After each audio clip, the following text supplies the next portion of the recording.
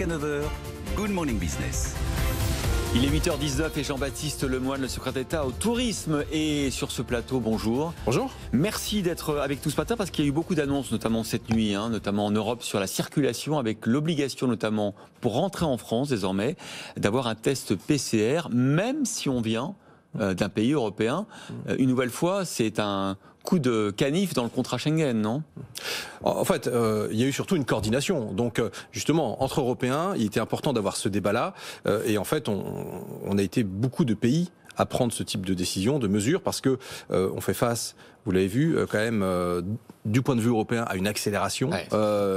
Et même en France, on est sur un plateau haut, légèrement ascendant, des signaux faibles qui sont pas forcément très encourageants. Et donc, il est important de mettre le maximum de freins, si je puis dire, à la propagation de l'épidémie, de ces variants, et donc, très clairement, de décourager la mobilité pour les voyages qui ne sont pas essentiels. Donc ça, vous dites aux Français ce matin, ne voyagez plus en Europe.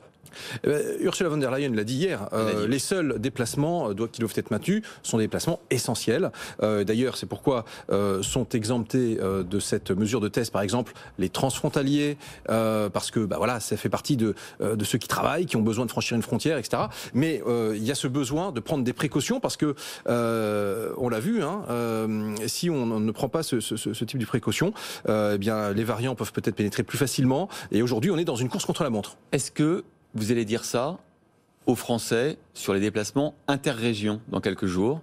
Est-ce que vous allez dire aux Français, ne voyagez plus d'une région à l'autre? Parce qu'il n'y a pas de raison qu'on dise ne voyagez plus d'un pays à l'autre et de continuer en France à autoriser les déplacements interrégions. Alors, on a mis en place le couvre-feu national à 18h. Et Olivier Véran l'a dit hier soir, on souhaite encore se donner quelques jours pour voir quels sont les effets de ce couvre-feu national avant d'envisager d'autres mesures. Il l'a dit d'ailleurs, ces autres mesures, ça peut aller jusqu'au confinement si d'aventure il y avait une flambée. Donc, de ce point de vue-là, on a encore quelques jours pour observer. C'est quoi ces décisions la semaine prochaine? Au bout de 15 jours de couvre-feu à 18h? On fera l'état des lieux.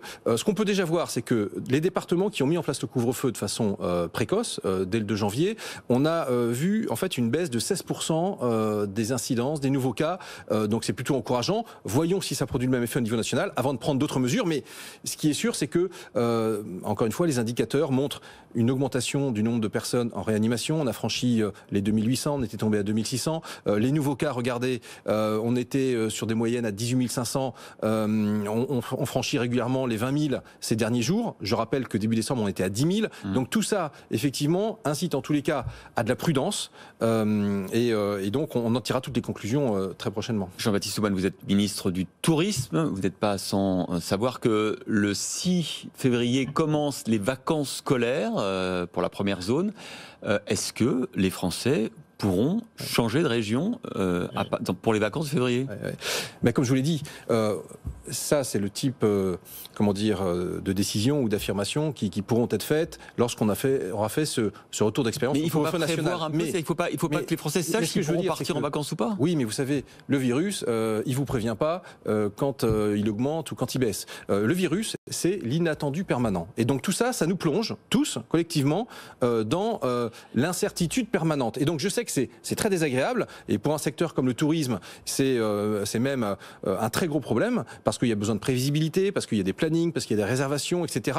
Moi, je tire mon chapeau en tous les cas aux professionnels parce que les grandes fédérations, GNI, UMI, des gens comme ça, les entreprises du voyage, ont mis en place beaucoup de conditions commerciales très souples, très flexibles, justement pour que les Français puissent, le cas échéant, s'adapter, reporter, etc., être remboursés, annulés.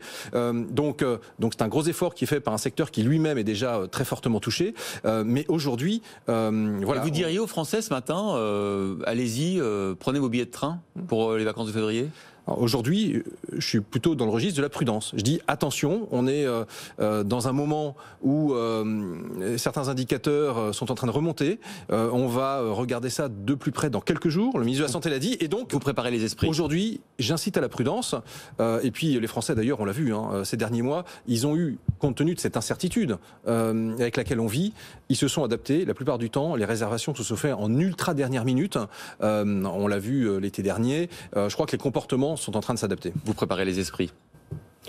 En tous les cas, on regarde les chiffres tels qu'ils sont. On est dans un combat quotidien et hommage aussi aux Français parce qu'ils font énormément d'efforts. À Noël, on a mis aussi un certain nombre de contraintes, le couvre-feu à 20h, etc. Ce qu'on constate, c'est qu'ils ont été au rendez-vous pour le respect de ces contraintes. C'est vrai. Et donc c'est pour ça que je le dis. On s'en tire plutôt mieux que d'autres pays européens aujourd'hui, objectivement. On verra ce qui va se passer dans 10 jours. Puisque vous préparez les esprits, on a ce débat sur ce plateau depuis le début de la matinale. Est-ce qu'il faut mieux pas confiner tout de suite? Les entreprises nous disent majoritairement, très majoritairement, de toute façon on y va. Alors c'est pas la peine d'attendre parce que plus on attend, plus le confinement sera long. Donc confinons maintenant très vite et très fort. En fait, ce qu'on veut, c'est sur la base des indicateurs prendre une décision. Voilà. Mais, ah oui. Mais c'est ce que les entreprises vous demandent, c'est de prendre une décision. Oui. Et puisque vous préparez les esprits, pourquoi vous attendez 10 jours? Dans ces débats, chacun voit midi à sa porte, et on voit que finalement le spectre de l'ensemble des positions, confinement, reconfinement, déconfinement, etc., existe dans la population. Les Français, c'est un peuple éminemment politique. On débat, on objecte, etc. Donc, ce que je veux dire, c'est que Macron parle de Français procureurs. On va le débattre. C'est ce que ça veut dire, c'est que justement, qu'on est un peuple éminemment politique, beaucoup plus que les autres, et que justement, on objecte, on suppute, etc. Donc, on s'interroge aussi sur la stratégie et vaccinale et de confinement. On se dit pourquoi, puisqu'on sait qu'on va confiner, pourquoi attendre 10 jours? Mais attendez, vous dites, on sait qu'on va confiner. On attend d'avoir le recul sur la mise en œuvre du couvre-feu national, parce que si on peut maintenir le couvre-feu national à 18h plutôt que confiné, on voit que pour la vie économique, c'est quand même plus simple, tout en préservant les impératifs de sécurité sanitaire. Parce que le confinement, on l'a vu, phase 1, il a été très dur pour l'économie française. Phase 2, en novembre, je crois qu'on a pu le faire de façon un peu plus souple, mais néanmoins, ce sont des contraintes très importantes. Alors, quand il y aura des jours meilleurs, il faudra relancer le tourisme, relancer le voyage, relancer les déplacements. Et certains proposent de mettre en place un passeport vaccinal, de manière à ce que, par exemple, la Grèce s'interroge, est-ce que pour l'été prochain, j'ai pas intérêt à demander aux touristes un certificat comme quoi ils sont bien vaccinés pour pouvoir rentrer sur mon territoire et relancer l'esprit libre, le tourisme en Grèce, par exemple? Alors, la proposition grecque, elle est un petit peu plus complexe que résumer un passeport vaccinal. Parce que l'idée de passeport, en fait, ça induit j'ai le droit ou j'ai pas le droit de bouger selon que je suis vacciné. Comme lorsque vous vaccinez contre la fièvre jaune et que le passeport jaune vous donne le droit d'aller dans certains pays. Avec une différence, Christophe Cubizine, c'est que souvent, ce type, la fièvre jaune, par exemple, elle est potentiellement dans un endroit géographique limité, dans un espace géographique limité. La pandémie, là, elle est mondiale, elle est internationale. Et donc, dès lors que vous conditionnez les mouvements à la vaccination, ça veut dire que vous obligez quelqu'un à ne plus pouvoir bouger tout simplement. Donc, les enjeux sont quand même très nettement différents. Voilà, non, mais, vous interdisez pas quelqu'un de voyager. Mais s'il est vacciné, il peut voyager. Mais on voit bien que ça touche donc à un débat éthique aussi. Et je crois que surtout, j'en reviens à l'esprit de la proposition grecque. Il se trouve que j'étais il y a 3 jours avec mon collègue ministre du Tourisme grec, avec qui j'en ai parlé. En fait, ce qu'il souhaite plutôt, c'est travailler sur un certificat standardisé.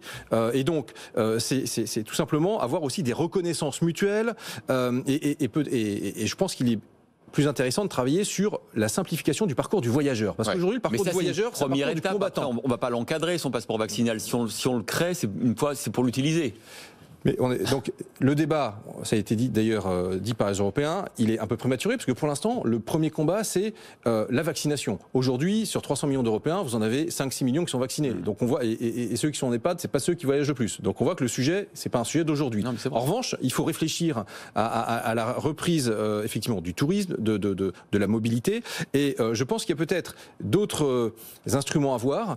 Aujourd'hui par exemple les tests PCR, ils sont requis, mais beaucoup tout ça se fait en format papier, il peut y avoir de la fraude documentaire, il y a des filières qui ont été démantelées. Et donc, il y a de la fraude. Peut-être le Portugal évoquait l'idée de mettre en place des outils numériques qui permettent de télécharger les résultats de son test, éventuellement de télécharger son attestation de vaccination.